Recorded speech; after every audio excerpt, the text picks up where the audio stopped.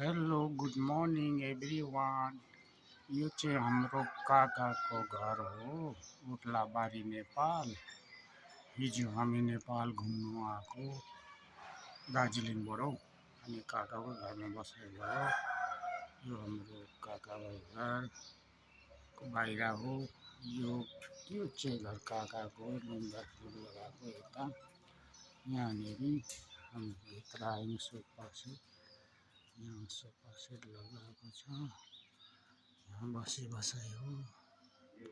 यो किचन हो। मेरो दाजुले चाय बनाउँदैछ अर्ली मर्निङ। यति सानो ब्लक बनाएको मैले यो घरको अगाडि। यो बाहिर हो। अगाडि इङ्ग्लिस स्कुल रहेछ। यो मुनि यो स्कुल हो मुनिको।